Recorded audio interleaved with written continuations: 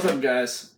My PlayStation is still up under work, but until it actually starts working, which will probably be in just a few more minutes, I decided to take this good 10 minutes of time to do a two-part video and teach you about not only video games, but these two in particular that I'm about to tell you about, which is actually a movie and a show. And I think I could do little updates with the games that I have and tell you a little bit of information about them, and maybe even things that you don't know. First of all, this is also a movie, but this game that I have right here can't be read by my PlayStation, so you won't see any Let's Plays of it, which is too bad because it was one of my favorite games. Ghost Rider. Now, what is Ghost Rider? Well, Ghost Rider is a special type of demonic spirit that is put into a body of a person. But this certain spirit isn't for tormenting, but for justice. Those who have sinned will be hunted down by the Ghost Rider, and he takes your soul and throws it into hell. Now, who is Ghost Rider on the movie and the game? The famous Johnny Blaze, a stuntman who has a really big reputation, just like his father. But his father had cancer. And, bad enough, his stuntman competition was over. But Johnny Blaze didn't want to stop there. A man came up to him and said that he can heal his father if he gave up his soul. He did that, and very well. His father was great the next day, only to die a faster death after a very painful crash, which I've seen before on a certain video, and it's... He died right after. And of course, Johnny Blaze was then on the Ghost Rider.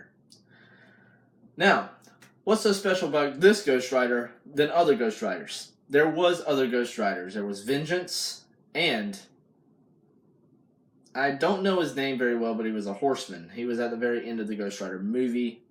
I think it was David Blaine. But Vengeance had a very powerful fire attack that came out of his hand and out of his bike. And David Blaine was very well known for his shotgun, which Ghost Rider later gets on, unlike the game where he gets it from the very beginning.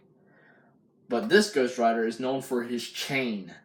His chain has a very powerful spike at the very end of it, which allows him to stab an enemy and pull him in. Yeah, just like Scorpion, like, get over here. Also, the famous pendant stare, where he can take you, look you dead into your eyes, and show you every sin you have ever done. And you're basically slowly tormented until your soul is in hell. Now, this next one is a very good game that I played. Very short if you're really good at it, but it's also a show. I didn't get really into it, but yeah, it's a pretty good American anime. Avatar: The Last Airbender.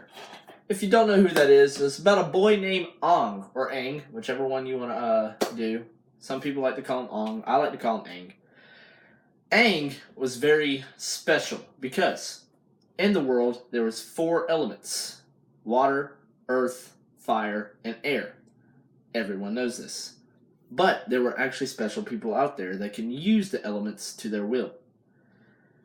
There was earthbenders who was able to control earth.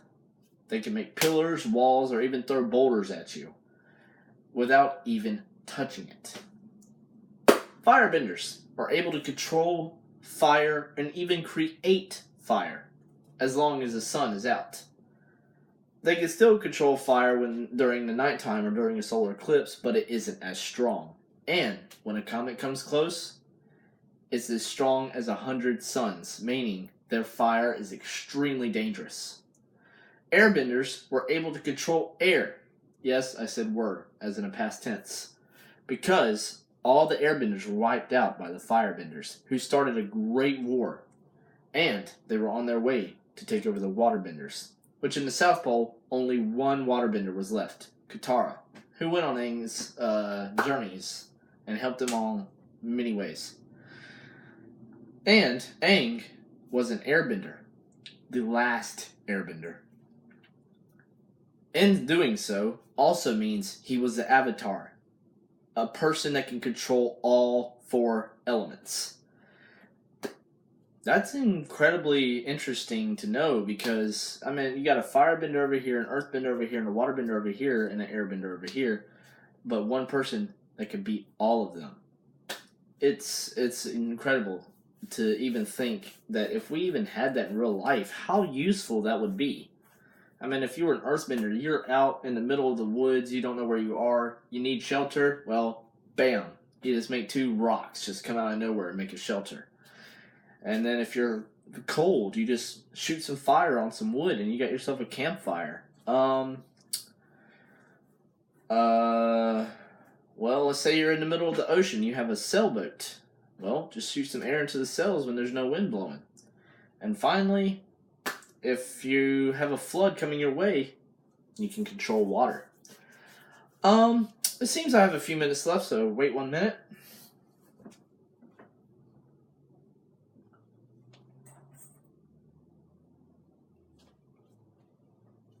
Can't find it.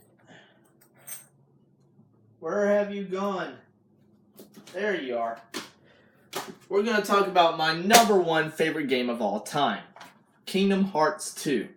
Now, I can't tell you much because I haven't played Kingdom Hearts 1 yet. But Kingdom Hearts 2 is about a boy named Sora. And during this time, I believe he's around his teens, like 16, 17. You start off as Roxas, his nobody. What's a nobody? Well, if someone with a strong heart and will is to become a heartless, the empty shell left behind begins to act with a will of its own, therefore making a nobody. But Sora's heart was so strong and his will was so strong that when he became a heartless, the nobody that was created looked exactly like him, named Roxas. Now, Roxas was a member of the Organization 13, a group comprised of 13 members, each with their own special power, weapon, and abilities. He was number 13, and he wielded the Keyblade. But he didn't agree with what the organization did, and he wanted to know why. Why did the Keyblade choose him? And he had to find out, and so he left the organization. Later on, to be caught by Riku and put into Twilight Town, with his memories completely erased, and having a new identity. Later on, to find out who he really is and to find Sora, and Sora waking back up and being thrust into this new adventure, trying to stop Organization 13 from capturing Kingdom Hearts. Kingdom Hearts cannot be explained. We just know that there are millions of captured hearts that gather in darkness and mend together to make Kingdom Hearts, who are giving the nobodies the ability to exist fully and completely, which we didn't want. Only 2 nobodies, 3 if you count 2 that 1 that isn't part of the organization. Axel and Roxas are the only nobodies that still exist, although Axel still exists physically, and his new name is Lee. Roxas still exists within Sora.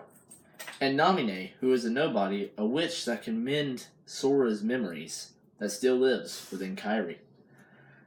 But I'm not going to do too much on Kingdom Hearts because I'm making a Let's Play of that, and I don't want to give out any spoilers. And it looks like we are almost out of time. I hope you enjoyed this little information throwing at you. I'll be sure to post up any more videos of any interesting things that I might come across, any new weird facts that you might not know. And if you did know about them, congratulations. If you didn't, put in the comments if you learned anything new and what you learned from it.